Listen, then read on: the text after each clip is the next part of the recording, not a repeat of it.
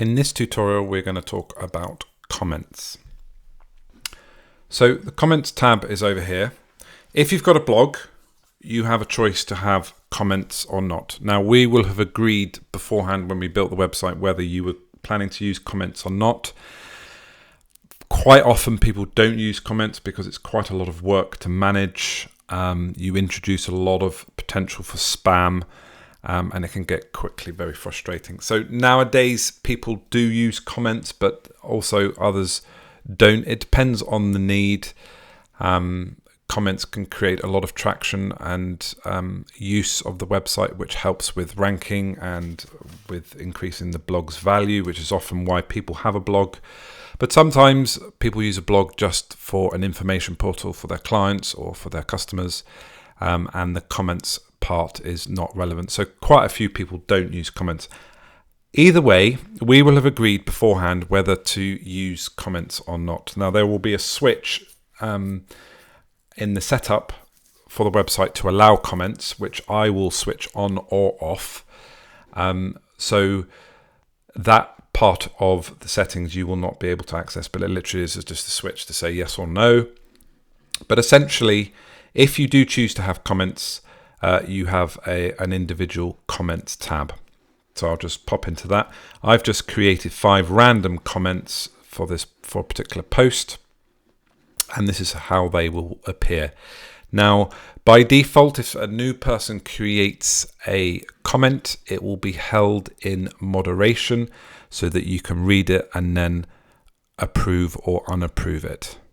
Like I say, you get a lot of spam with comments, and so you will want to filter them before they are live so other people can read them. So as a general rule, when a new person comments, it will be held in a queue for you to approve. Once it's approved, it will then be live on the website. And this is where you would do that.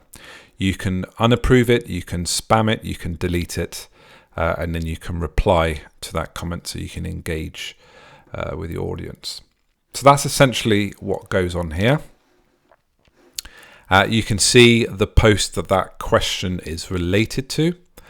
And that is essentially the overview of how this would work. Now, going into posts where you would have comments enabled, you can disable or enable comments for individual posts. So you could write a generic story that you don't necessarily want to engage with your clientele with, and then you may have a post that you want it to be very engaging and have a lot of dialogue with. So if you click on quick edit, you can see allow comments, which you just simply tick on or off, update, and that will remove comments or allow comments for that particular post. If you want to do a group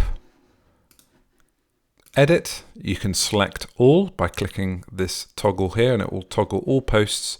Click the edit button, apply, and then I can allow comments or not allow.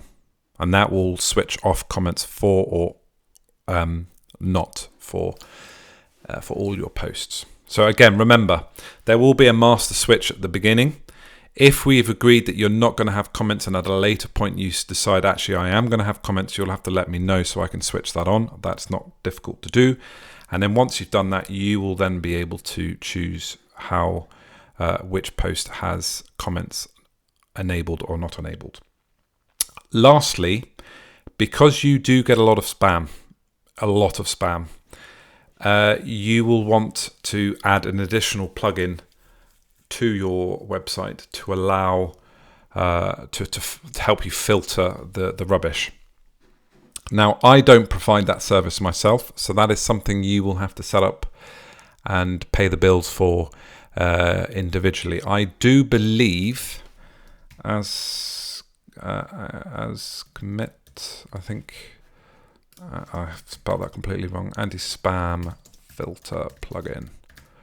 There it is. It is there. Okay. So this is the plugin that is recommended. They're generally the main one that people use. You've got your pricing. It used to be around £5, $5. So there it is. and you basically install that, you pay your monthly fee, and that will significantly reduce your spam. So it's just something to consider if you are going to allow comments. So that's the Akismet is the plugin. When you're all ready for that, let me know and I'll install that for you. But again, if we've built this with a blog, we will have had this discussion whether you want comments or not. So a lot of this is irrelevant. So we probably would have set this already up and running, but just in case you decide to have comments at a later point. So that's essentially how you use comments. Very simple.